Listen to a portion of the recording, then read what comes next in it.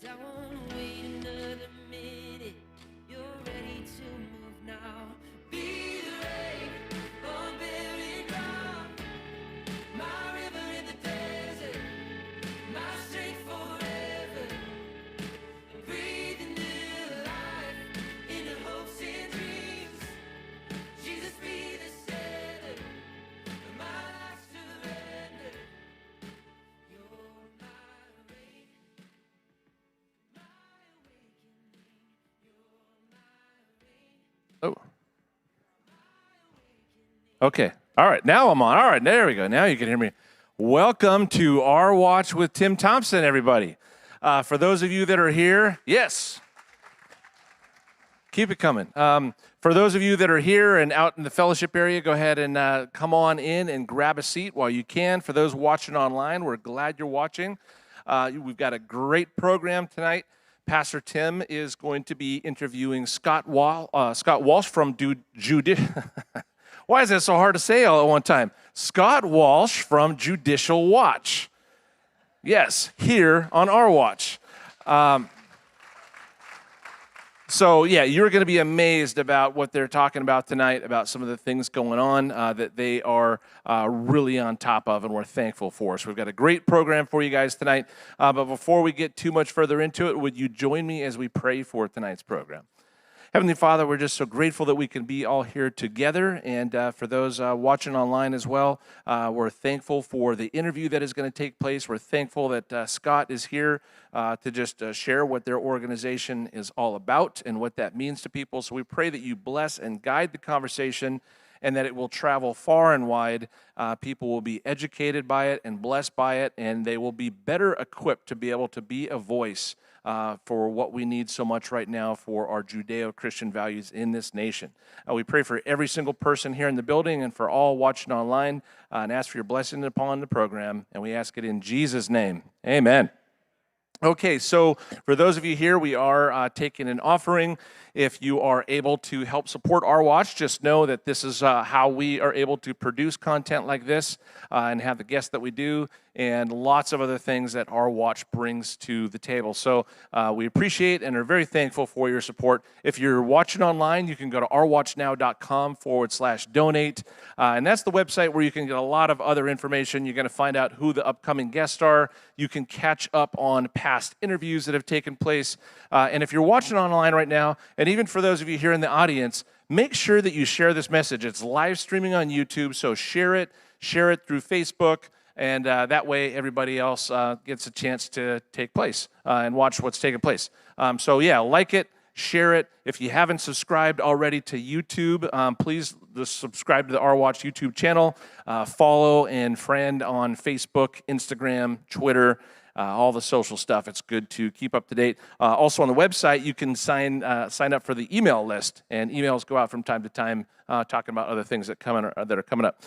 So I want to let you know, too, that for next week, the guest is going to be David Schmoose from Christian Educators Association International.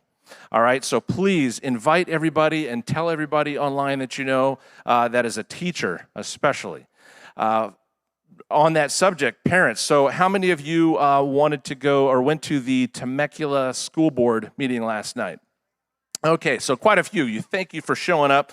I just want to let you know, for those of you that had children that were prepared to speak at that last night and were not given the opportunity, Our Watch wants to help.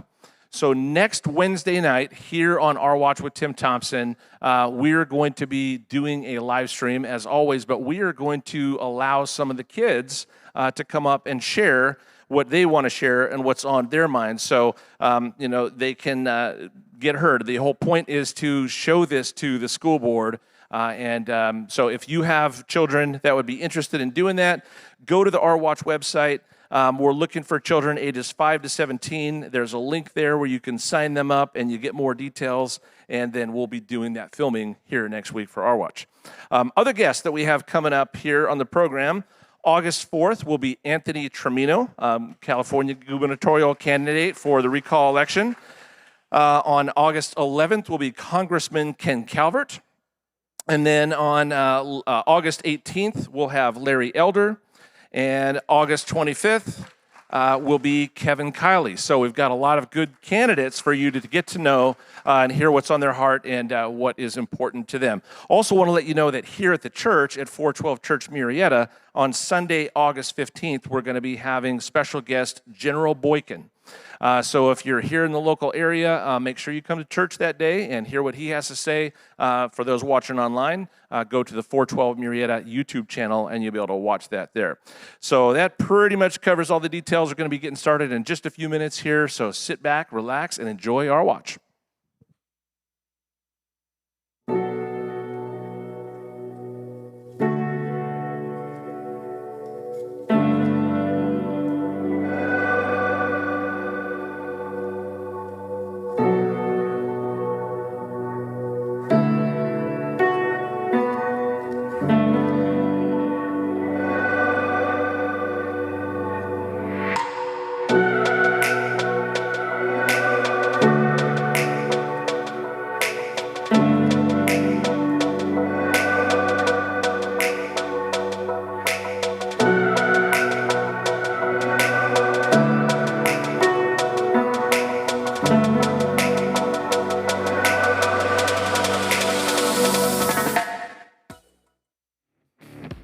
This past year, the radical left with their globalist mindset has burned down our cities, forced businesses to close, and tried to silence our churches.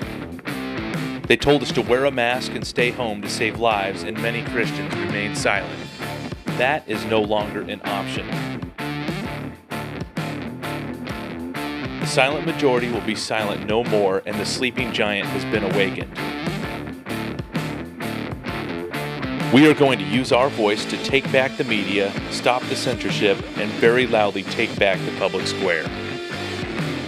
I'm Tim Thompson, and this is Our Watch.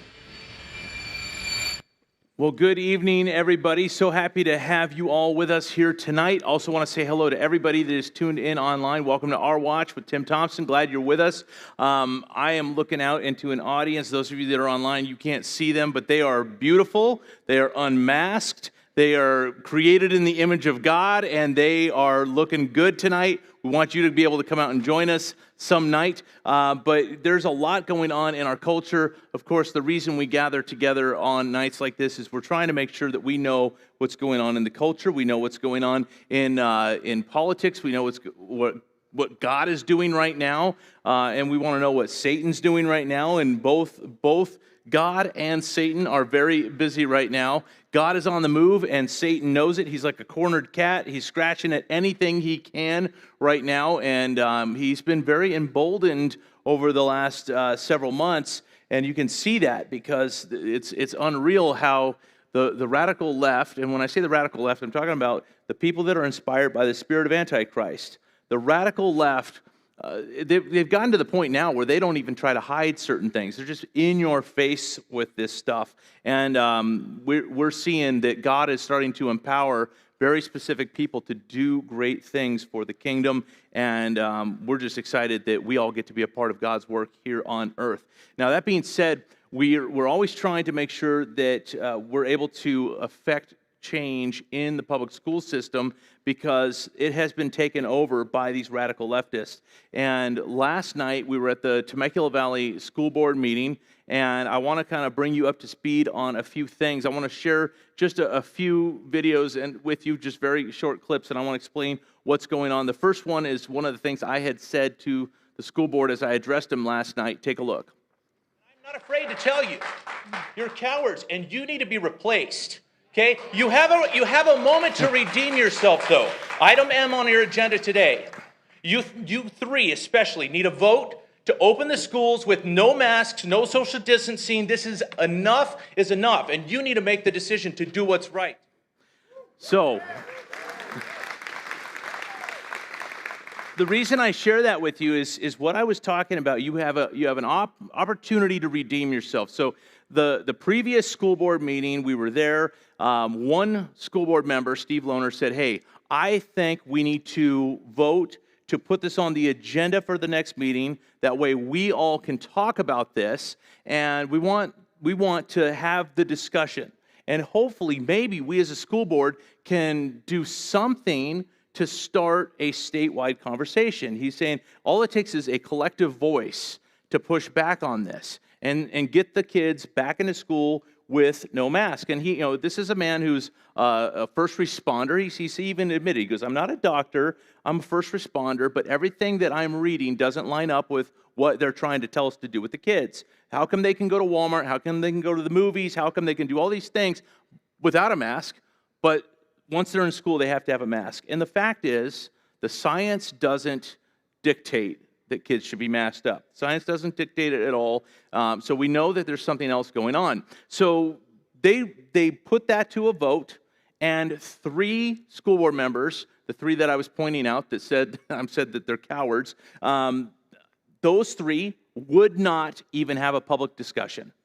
In fact, many of you have heard me say that they not only wouldn't they have the public discussion, they said that their voice doesn't matter anyways. Even though they're telling us that we should go let our voice be known to the state, they said, well, we're not going to say anything because the state doesn't care what we say anyways.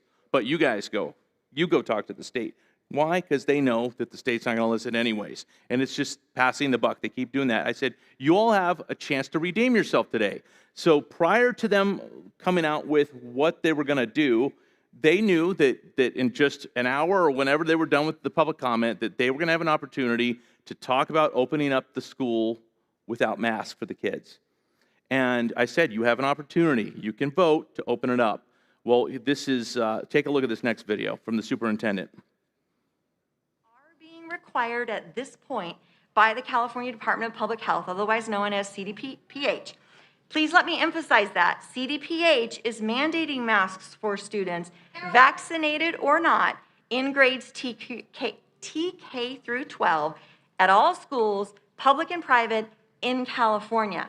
It's not a local decision. Again, hang with me, we're gonna get there, meaning that part is not a decision that our school board or our administrative staff is able to change. Okay, so it's not a local decision is what they're telling us. Here's the deal, and I've been doing this way before COVID, been trying to make sure that the kids aren't going through the sexual indoctrination that they are going through in the public school system. And what they do is they say, hey, look, this isn't something we can do. You have to go talk to the state. So I go talk to the state. They go, no, you got to go back talk to your school board. It's a local thing. So you go back to the school board. And they just back and forth, back and forth. Nobody wants to actually make a decision. And they just let this stuff continue on, and it gets worse and worse and worse.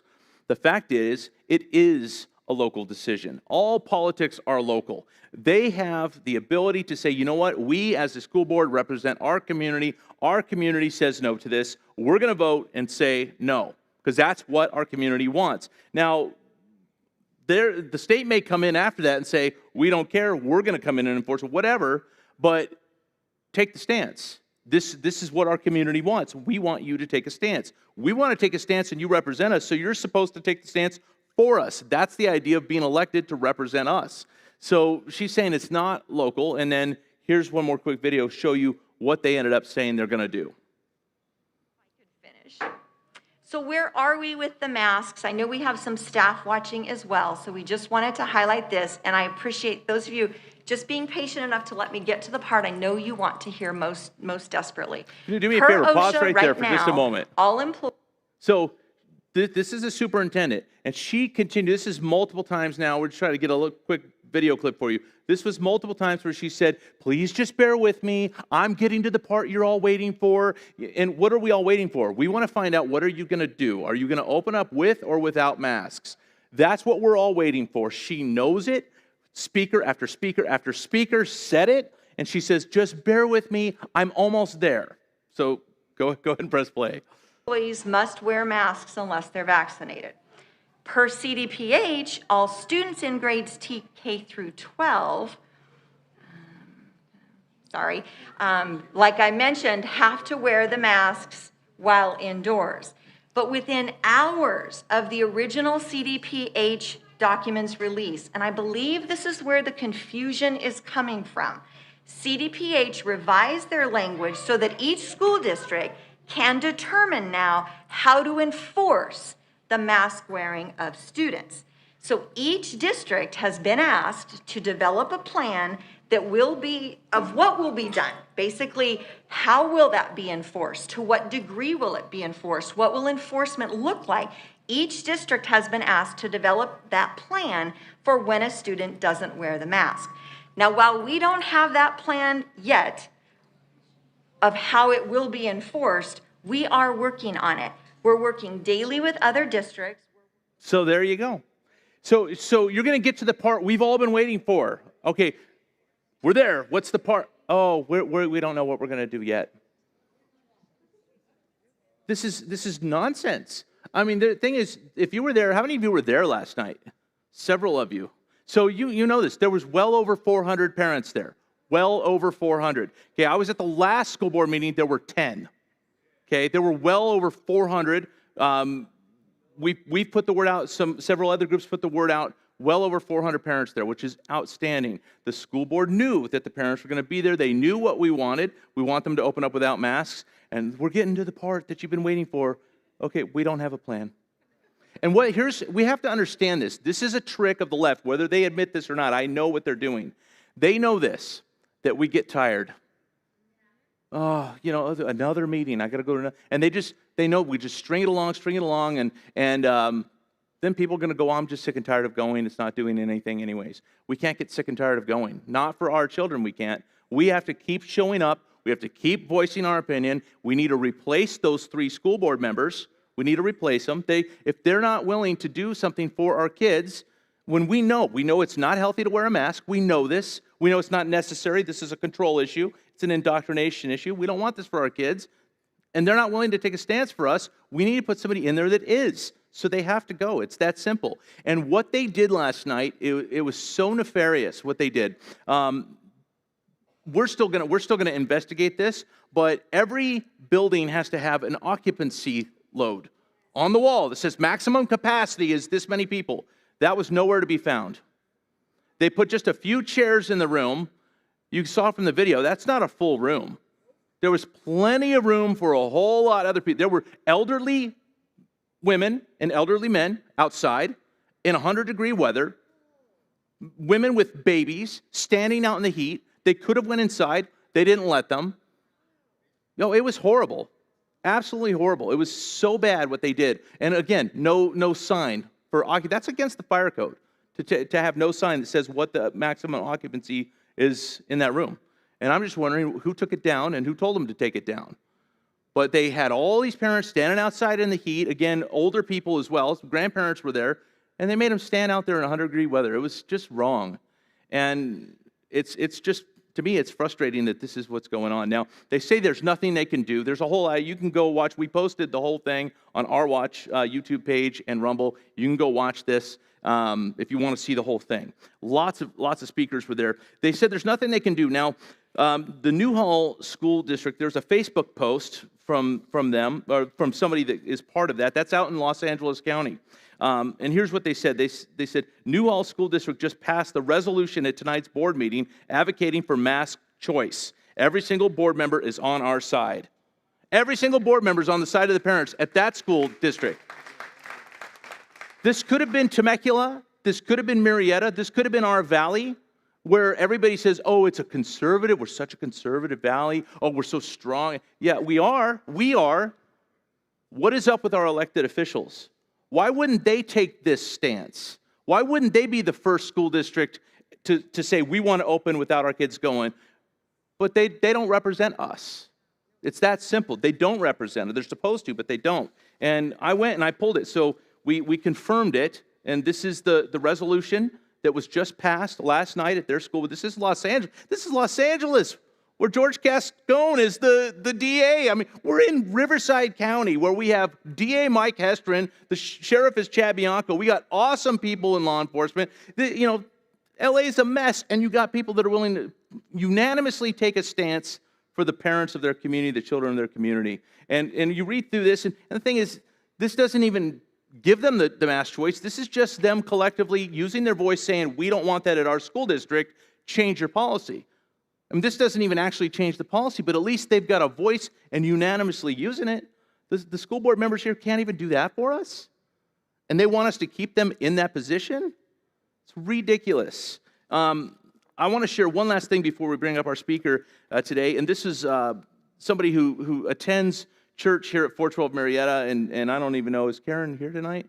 Sometimes she's here on Wednesday nights too, but this is just one of the speakers. It's really, really quite cool. She spoke well. A lot of good speakers yesterday, but I want, in case you guys didn't get to see it, I wanted you to take a look at Karen speaking to the board. Hi, my name is Karen.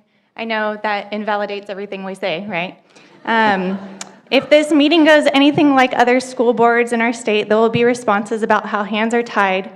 There will be blame shifting and instructions on how hope should be given to the same systems oppressing us. The AAP just released new guidelines that say anyone over 2 should be wearing masks. That doesn't matter which institution it is, Cal OSHA, etc. It'll be weaponized. But there's one institute that cannot be. It's called We the People. Board members, we are not like the trapped and scared domestic violence victims anymore. We know gaslighting when we see it. We're saying there are no more excuses. Back when the majority party was voting out my daughter's perfectly valid medical exemption, I asked our now senator, what's the point of fighting? We're always on the defense. Melendez said, well, if we don't fight, we lose faster. I love our senator, I do, but she's only right if we keep complying. We have more hope than just losing slowly, but the burden for that falls on the parents here. So I'm turning my attention away from you guys to the parents now. Losing slowly is our fate unless civil disobedience is our response to tyranny. It's time to teach your kids. It's time to teach your kids about civil disobedience. And it's time for you to engage in it too. The school board is not going to be able to change anything until you do.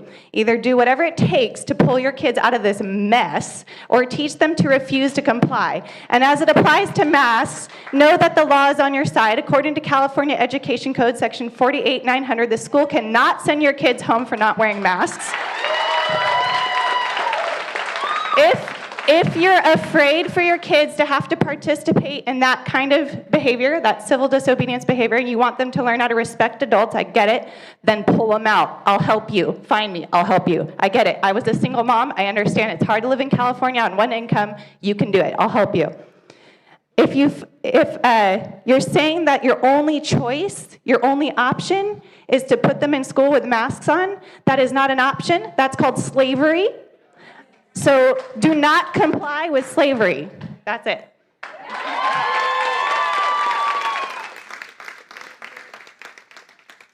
Karen did a wonderful job, and I just wanted to highlight that because I think she's absolutely right.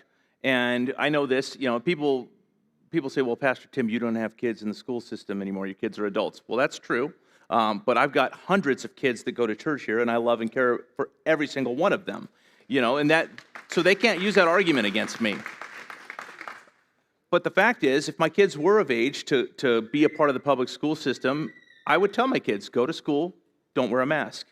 Because I believe they're demonic, and I'm not going to have my kids be involved in some sort of demonic activity. It's very simple. They wouldn't do it, and I would tell them, you don't have to do that. And I don't think that's disrespecting adults.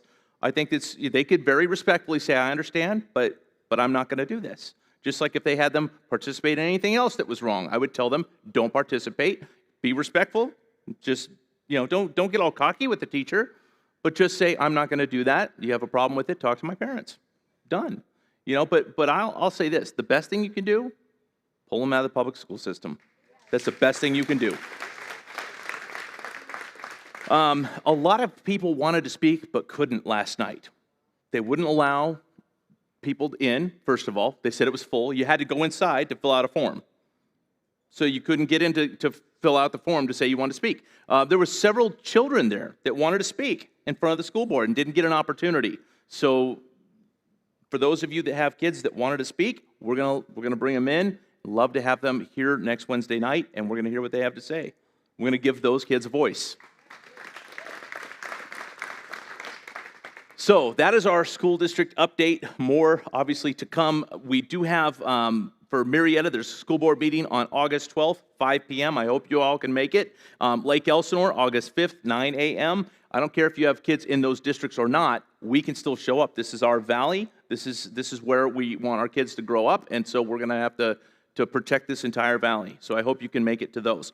That being said, let's go ahead and invite up our guests now. Lots more to discuss. Our guest this evening is going to help us find out what our deep state government enemies are doing behind our backs and right in front of our very eyes. Like I said, they've been very emboldened. Our guest is going to share with us how Judicial Watch investigates, files lawsuits, and exposes corruption. So please welcome out our guest this evening, Scott Walsh. Thank you. Tim, how are you? Great. Thank you, Scott. Good to see Appreciate you coming out. Do you get all your guests that fired up with the Hey, video? this stuff fires them up. I'm ready to file a FOIA request against the school board. Yeah. Yeah. And you know, I do want to add one thing to what Karen said, and that is, because it's so important, I tell people this all the time. We fight for you because it's the right thing to do. We don't do it because we know the outcome. We do it because it's the right thing to do, and that's why. Right. You know, and I say this to anybody who's a Bible-believing Christian, is we leave the results up to God. Success is not defined by the results.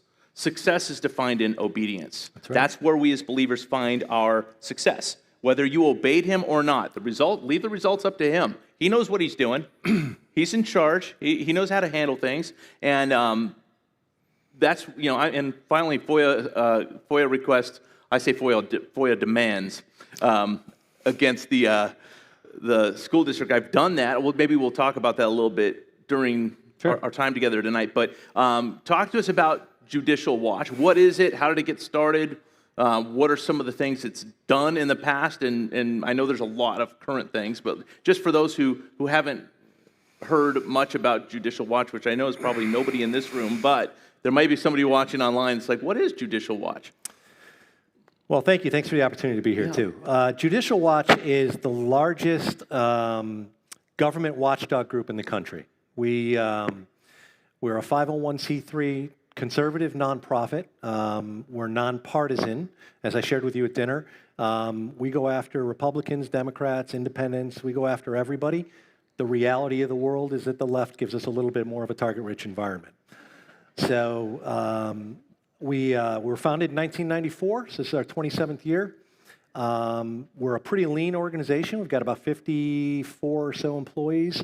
Of those, about 14 are attorneys. So I like to say we punch above our weight. We do more FOIA requests every year, which is our number one tool. I'll get into that a little bit. But we file more FOIA requests every year than the next 4 largest FOIA filers combined. Wow. So we do a lot of that kind of work. We do a lot of traditional lawsuits as well. We have an investigative group on top of that. So we're pretty active. Historically, a lot of people don't know this about us, but we were the original organization that discovered the improprieties in the 2000 Bush versus Gore election and the hanging chads. That was our FOIA work that discovered that. We are the group that originally discovered what happened in Benghazi, at least not discovered it, but kind of started to peel back the layers of the onion a little bit on that. We were the ones who brought to light the IRS Lois Lerner era. The Tea Party and all that stuff. Yeah, assaults on Tea Party, Right. conservative groups. So, yeah, we do a lot of good work. So you've said now this term FOIA request. You've done the FOIA request on this. You've said that term several times. Explain that so that way everybody knows what you're talking about, if you would. Sure, of course, and I take it for granted I shouldn't do that. It's the FOIA, it's the Freedom of Information Act. It was passed by Congress in 1966. In their infinite wisdom, they exempted themselves from that. Sure. So we unfortunately cannot FOIA Congress. We also cannot FOIA the courts, but we can FOIA the executive branch.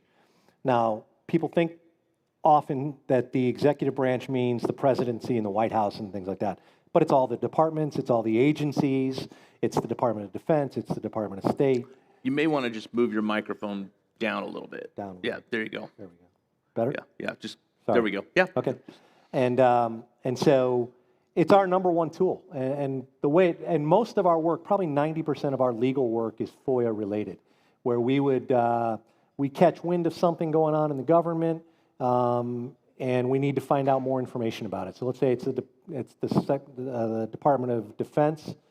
We would submit a FOIA request to them asking for information about what we're looking for. And there's actually an art to that. It's not as simple as just filling out a form and putting it in. If you make your FOIA request too broad, you're going to get far too much information and you won't be able to process it. If you make it too narrow, you run the risk of not getting or finding out what you want to find out. So our attorneys, fortunately, are very, very good at that.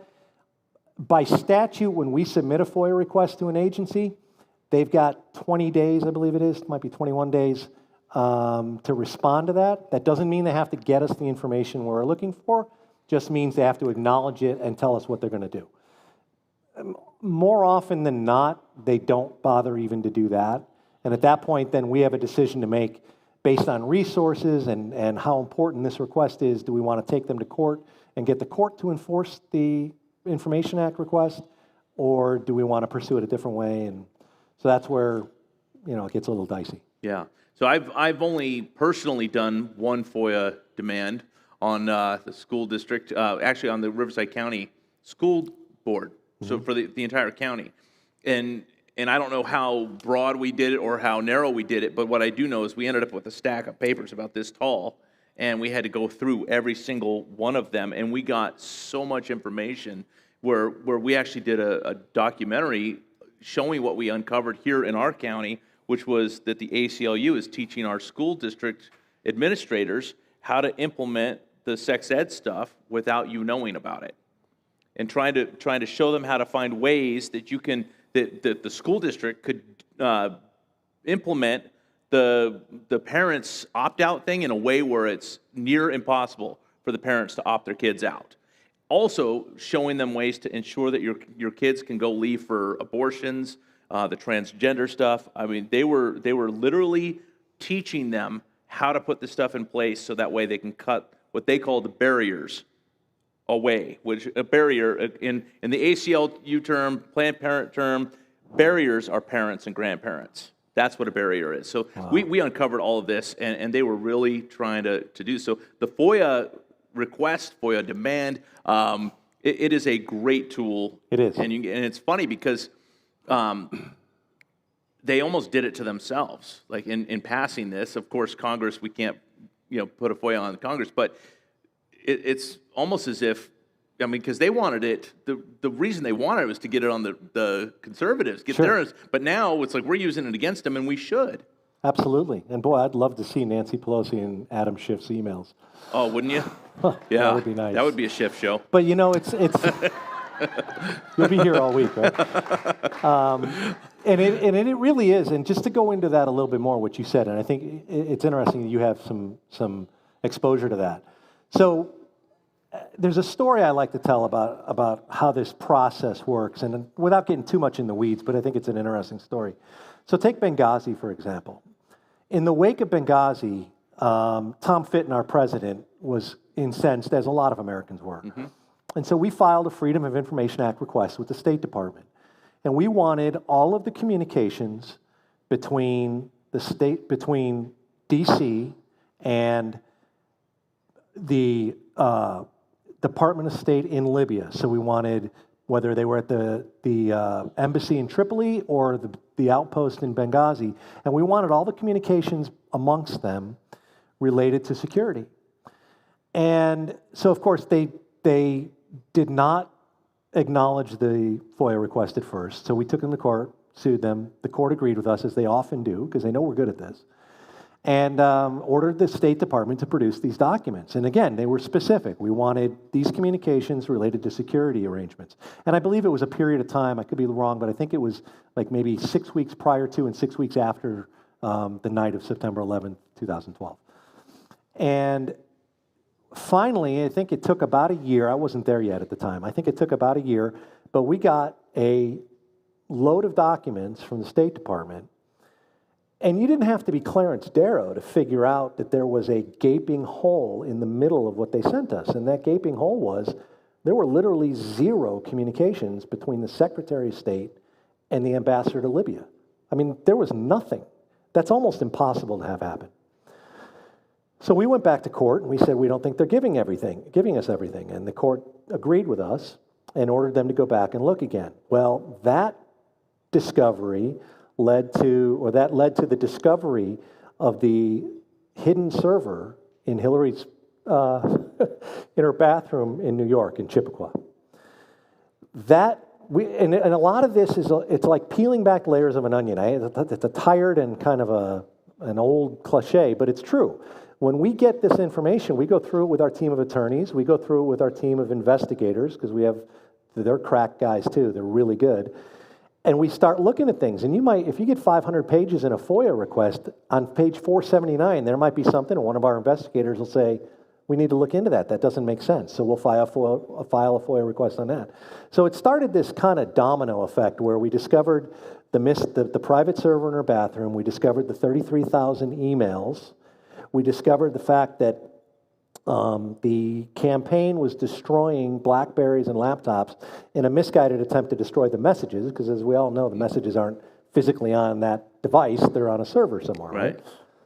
But they were doing that. We referred some of that information to the state's attorney for the Southern District of New York, which led to the discovery of classified emails on Anthony Weiner's laptop. That led to further discovery of communications between the campaign and Fusion GPS, which led to the discovery of the Steele dossier, which led to the discovery of which led to the Mueller investigation ultimately. And then after that led to impeachment. So all that can be traced back to FOIA work and investigative work that Judicial Watch did starting back in 2012. Wow, that is incredible. So, yeah. So you said you've got a lean organization. Mm-hmm. How many people are part of it? Mid-50s, about 14 of those are attorneys. Yeah. We've got a very small executive staff. Tom Fitton is the president. Paul Orphanides is our head attorney, and Chris Farrell is our director of investigations.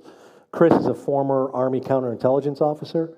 I like to say he not only knows where the bodies are buried, he probably put some of them there. Yeah.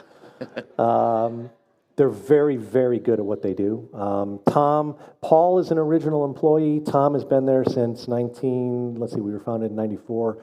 He came in 97 or 98.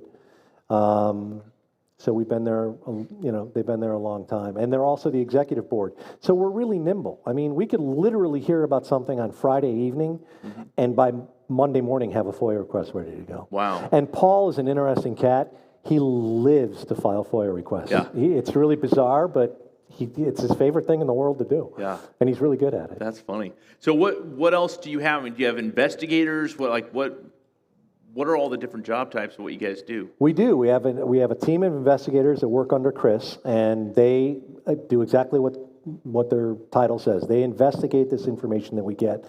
There's a documentary you can get on YouTube called The Sun City Cell. It's hard to say with that mic. Which is about a terrorist organization that was discovered across the border from El Paso.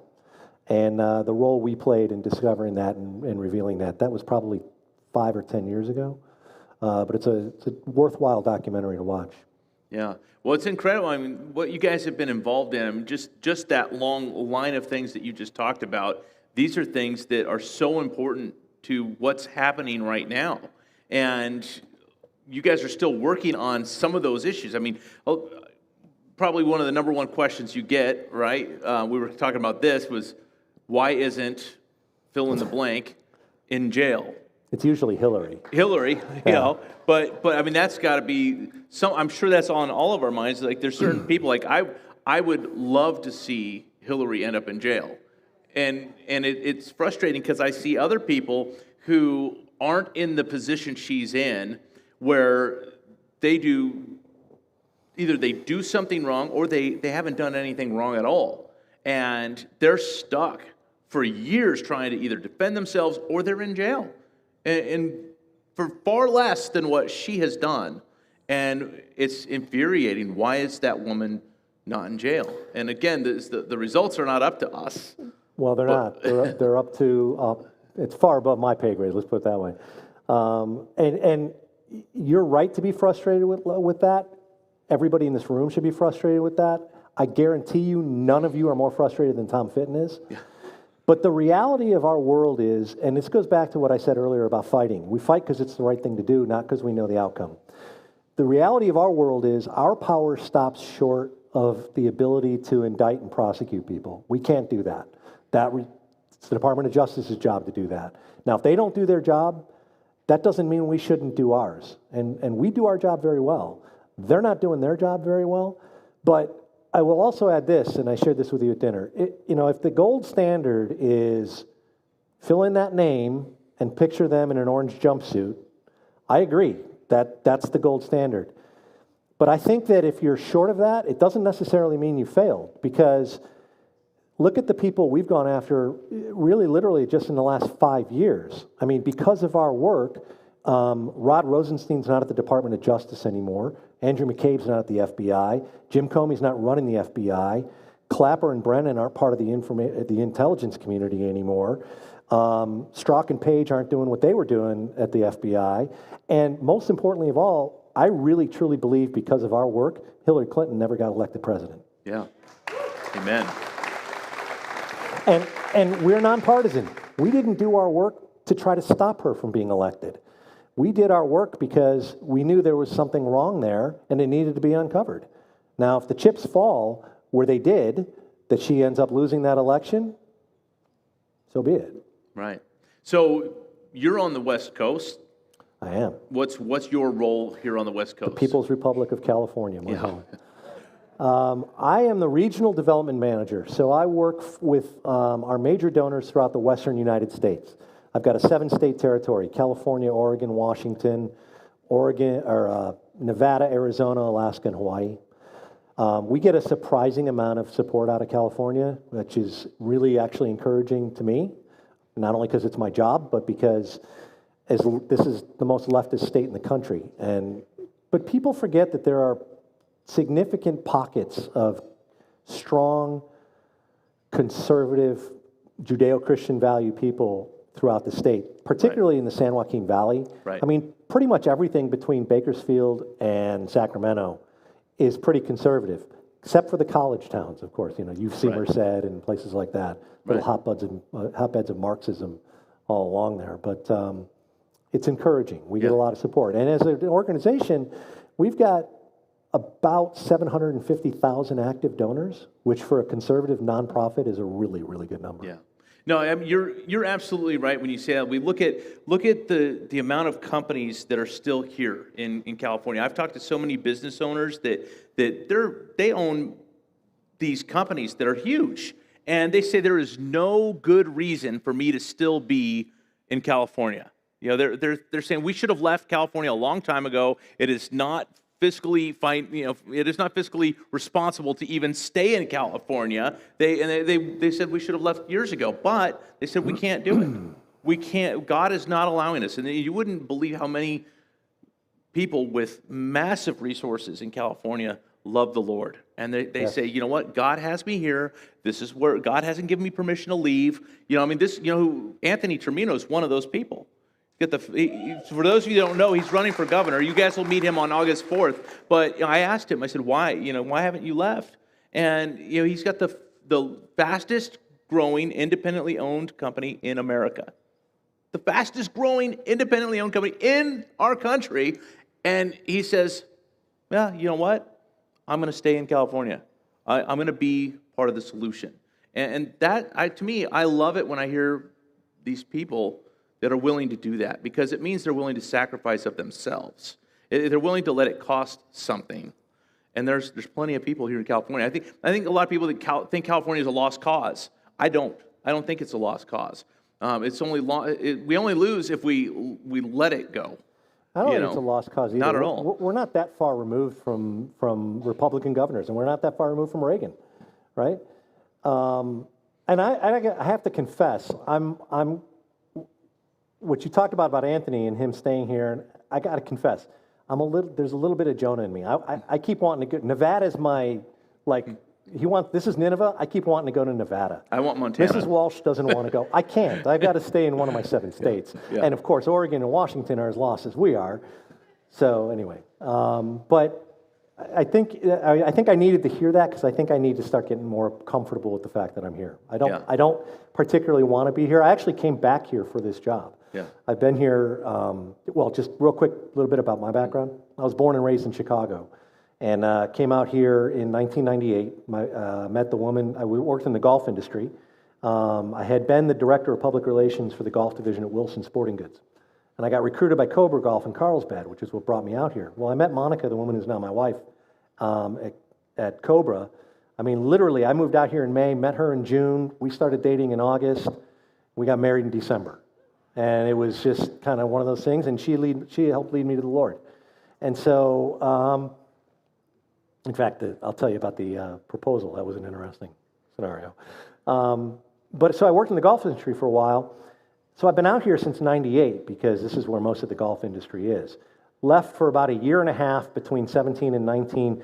We have a son who's almost 21 who plays hockey, who's playing junior hockey at the time. He had gotten his first year in juniors. He got an opportunity to play back in Boston.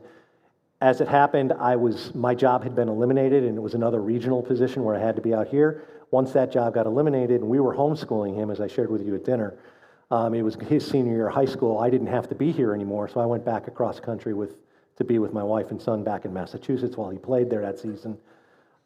Needed a job, went back to Chicago to work for the Heartland Institute in development, doing something similar to what I'm doing now. Which gave me a chance to reconnect with my father. He passed away in February of last year, but I got a chance to kind of reconnect with him, and we were not estranged, but I hadn't been there in 20 years, and so it was just a chance to kind of grow closer to him. But my wife, I married a surfer girl from Manhattan Beach, and she wanted to come back here, so in January of 19, I started looking for a position back here, and this one opened up, and I jumped at it. So I think I need to get more comfortable with being here. Yeah. Yeah, well, I'm sure, like all of us, there's a part that is never going to be comfortable. The thing is, when you have the Holy Spirit of God in you, and you're around so many people who don't, and so many people who want to rebel against God's word, it's hard to be in that kind of environment, but there's a lot of joy here as well. There's a lot of people that really, truly do love the Lord, and it's a blessing to be able to partner with them in ministry and have an effect for the kingdom. It's very true. And so there is a lot of fun that can be had in that. You're on the West Coast, so Judicial Watch is doing things here on the West Coast. Absolutely. What are some of the things that are going on right now or have gone on in the recent past that affects everybody here? Well, one of the things that we're most active in, and it's definitely, so let me back up just a little bit. If you'd asked me, this is a way of going into that answer. If you'd asked me a year ago what our three biggest issues are, I would have said exposing the deep state, which is a big bucket and it contains a lot of different things. It's everything from Hillary's emails to the FBI, right? It'd be that, it would be election integrity, and it would be illegal immigration and combating illegal alien sanctuary policies. Now, a year later, I would say those three are still there. Election integrity is, after what happened in November, is number one. I mean, with a bullet, has to be. And Good. so, Yeah, because we have to have voter confidence. right, exactly. If we don't have voter confidence, we're going to be in trouble. So, Exactly. Yeah. And so, but I would say that, and we haven't backed off any of those three, but I'd say we've added three, and those would be big tech censorship and freedom of speech, combating CRT, not only in schools, but people forget that it's in the government as well, Right. and defense contractors and all that. Coca-Cola. Absolutely. And then also trying to work through what's going on with COVID. I mean, we've done a lot of Freedom of Information Act requests with the National Institutes of Health and their relationship with the World Health Organization and Fauci's emails with China. And it's a train wreck, but we're the only ones doing the work, and we've got to do that to kind of work through it. Now, as far as here in California goes,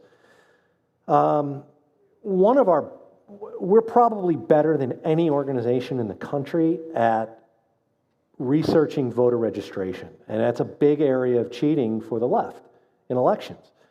If you've got swollen voter rolls, it's very easy to assume identities and cast votes that you shouldn't be casting. We filed a lawsuit in 2018 against the County of Los Angeles over their voter rolls, and at the time, there were by Tom's estimation, there were about 3.6 million people in the United States who were on voter registration rolls inappropriately. They might have died, they might have moved, whatever, for whatever reason. about almost half of those people were in LA County. So we sued LA County. To their credit, they settled that lawsuit with us. Further, and I'm loath to give credit to any elected official in the state, but the Secretary of State at the time applied that settlement to every county in the state. So at the time, was it Javier Becerra? It was Becerra at the time. Okay, all right. Yeah. So they're in the process of cleaning up. There's a statutory way that has to happen. They're in the process of doing that. They haven't been doing it fast enough, so we actually have been in court trying to get more results out of them, trying to get the court to order them to move faster and move more quickly and kind of take a more proactive role on it. We've got active lawsuits against the city and county of San Francisco and the county of Santa Clara over their illegal alien sanctuary policies. Those are ongoing. They were delayed because of COVID, but we're in the process right now of trying to figure out when those are going to happen, when we're going to be in court on those.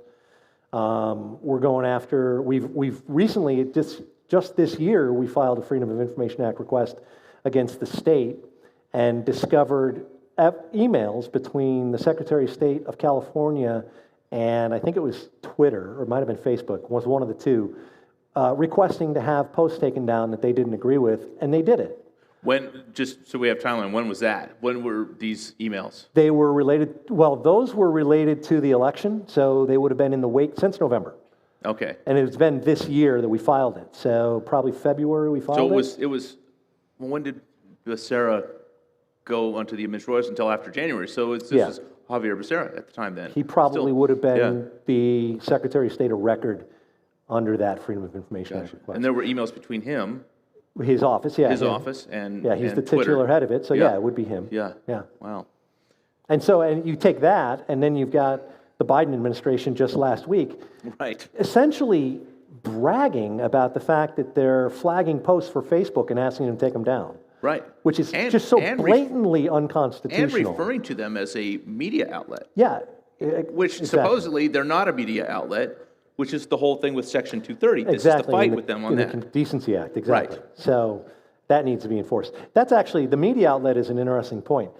So one of the things I want to say about us too, I forgot about this, about how we work. So we do three things. We litigate, we investigate, but we also educate. And we were founded as an educational organization.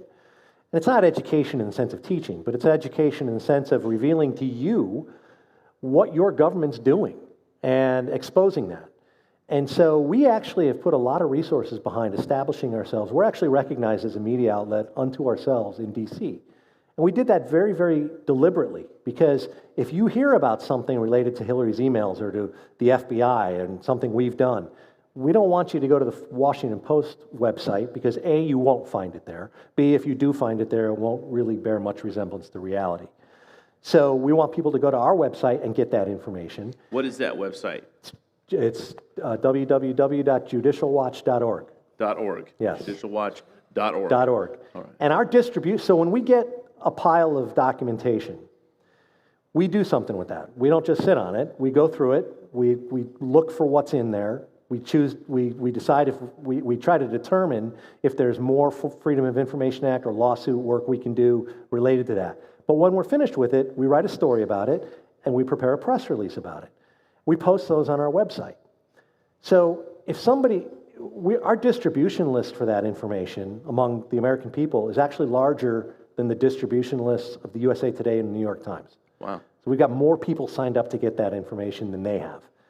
And it's important because you're going to get the truth. And if anybody on the left ever wants to question us about that, we've got an easy response. The documents are posted on our website. Go look at them yourself if you don't believe what we're saying. One of the things that happens to me all the time is I get flagged by Facebook. They threaten to shut me down. YouTube threatens to shut me down. I've had videos pulled. They won't let me put them back up. So I'm being censored for sure. Mm-hmm. And I've noticed Judicial Watch has Instagram, Facebook, YouTube. Are you guys threatened with removal, or do they know that your stuff is so solid that they can't get around it, or what's going on with that? Yes. Do you know? Yes. Okay. Both of those things. Yes. They would remove us if they could because Yeah. they can't stand us. Right. I'm actually been banned from Twitter personally because I had the audacity to proclaim that there were only two genders. Oh my gosh, you Yeah, horrible person I know. for But I'm in that. good company because Tom Fitton is actually banned from Twitter as well. Yeah. Judicial Watch isn't, but Tom is. Yeah. But his was over a hydroxychloroquine post related to COVID. So yeah, they come after us. Which works, by the way. It absolutely It works. does. No question. Yeah. No question. Yeah. Works far better than the shots they're trying to give everybody because everybody's either dying from it or still getting COVID. So, And I'm personally, just speaking for myself, not for Judicial Watch, I'm not getting a vaccination. It's just not going to happen. no. And one of the things that I've been concerned with. We're getting our video removed now. They're going to censor us for sure. That's okay. Theoretically, I'm not going to get it, right? And I've been following it pretty closely because one of my areas of concern I shared with you at dinner is our son is going to his freshman year at Waldorf University in Iowa, and he's going to play hockey there. Well, we had a talk with him about this, and it relates to a previous junior team he was on, as to whether they were going to require a vaccination or not, and what he was going to do if they did, because he's almost 21. He can make his own decision. And fortunately, they're not requiring a vaccination. But he was, I'm very proud of him. He said that if they did, he's not going to go. Good. So They'll be better for it. yeah. And I'm particularly sensitive in his position because one of the problems related to the vaccines is myocarditis, which is an inflammation of the heart, and it particularly strikes young men, young athletic men especially, and he's pretty athletic. So there's no way he should get that vaccination. Right. You said that you guys have done some work with Dr. Fauci, his emails with China. Is there anything you can reveal to us about that? What's going on with that? No, other than, like I said, it's an onion, and we keep peeling back layers. We keep discovering more and more, and it's just a process of working through it. And it's still relatively early in a lot of this. Look, it seems pretty clear to me that something was going on there that shouldn't have been going on. So, Yeah. I'll let the documentation that we discover speak for itself. Right. But you saw Rand Paul yesterday have a confrontation with Right. Dr. Fauci, Right. and that was over his role in funding that lab, and we've got documentation that indicates he was. So, When do we get to see that? stay tuned. All right, looking forward to it. Stay tuned. There's so much going on. I'm just thankful for all the work that Judicial Watch does. And again, the website judicialwatch.org. I've gone on there, and there's an incredible amount of information. If you guys are looking for true information, unbiased information, and nonpartisan information, highly recommend you go there because it's a great way to stay informed and know what's going on.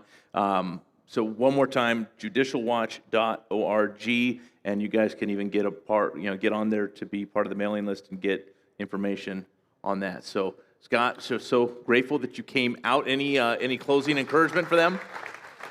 Well, we are a nonprofit, and we're doing this work for you, and that's the only way we can survive. There is a donate button. That's all I'm going to say. All right. Well, you got to say that. I got to say right? that. Glad you came out. You can hang out for a while. People Absolutely. can come and meet you Be honored and to. Be take honored pictures to. with you and get I don't know why questions. they want to take a picture with this, but sure. All right. Well, I'm sure they do, and they want to get to know you a little bit better. No problem. So he'll hang out, but I want to encourage you. We have, and I didn't hear. Did you give that whole lineup, Pastor Simon, of everything coming up? We have some incredible speakers coming up, including next week the kids that are going to get up and give some testimony about why they don't want to go back with masks. So over the next several weeks, you guys are not going to want to miss our Wednesday nights. It's going to be a good time together and a lot of fun stuff. So again, thank you so much for coming out. Thank you for all you do. I want to thank all of you for being here live and in person. Again, you're all beautiful people created in the image of God. And everybody that is online, I know you're not here tonight because you live too far away. Otherwise, you would be here. But we want to invite you to come on out and spend some time with us. There's a lot of love, a lot of hugs in this building, and we'd love to have you here. So God bless you. We will see you next week on Our Watch.